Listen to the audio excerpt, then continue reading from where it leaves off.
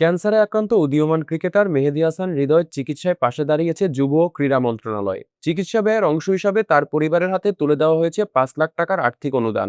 রোববার মতিঝিলের যুব ভবনে আয়োজিত এক অনুষ্ঠানে হৃদয়ের বাবা আবুল কাশেমের হাতে 5 লাখ টাকার চেক তুলে দেন যুব ও ক্রীড়া প্রতিমন্ত্রী মোহাম্মদ আমিনুল হক। এ সময় প্রতিমন্ত্রী আমিনুল হক বলেন, চীন সফরকালে ক্যান্সার আক্রান্ত মেহেদী হাসান হৃদয়ের বিষয়টি প্রধানমন্ত্রী তারেক রহমানের নজরে আসে। এরপর তার নির্দেশনায় দ্রুত প্রয়োজনীয় উদ্যোগ নেয় যুব ও ক্রীড়া মন্ত্রণালয়।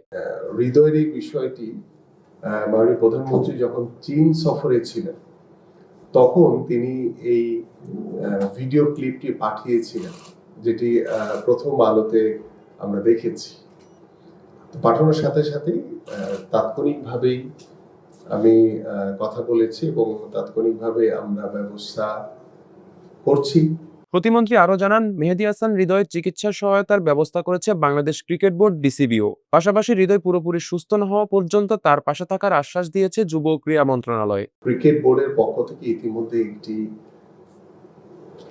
অনুদান দেওয়া হয়েছে এবং পাশাপাশি মাননীয় প্রধানমন্ত্রী যে নির্দেশনা, যে হৃদয়ের জন্য সুস্থ না হওয়া পর্যন্ত সার্বিকভাবে আমরা যাতে তার পাশে থাকি, আমরা যাতে তাকে সার্বিকভাবে সহযোগিতা করি, সেই লক্ষ্য নিয়ে কিন্তু আজকের এই আর্থিক অনুদানের যে একটি আনুষ্ঠানিকতার মাধ্যমে তার কাছে একটি অনুদান প্রেরণ করা হবে।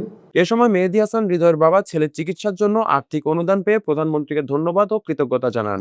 আমার ছেলে দীর্ঘদিন অসুস্থ, মন্ত্রী মহোদয় এবং আমার মাননীয় প্রধানমন্ত্রী তারেক রহমান সাহেব যেভাবে আমার ছেলের খোঁজ খবর এবং সহযোগিতা করছেন, আশা করি আমার ছেলে পরিপূর্ণ সুস্থ হওয়া পর্যন্ত ওনারা আমার ছেলের খোঁজ খবর নেবেন এবং দেখাশোনা করবেন, এই আশাবাদ ব্যক্ত করে সরকারও বাংলাদেশ ক্রিকেট বোর্ডের এই সহায়তা হৃদয়ের চিকিৎসায় গুরুত্বপূর্ণ ভূমিকা রাখবে বলে আশা প্রকাশ করছে তার পরিবার।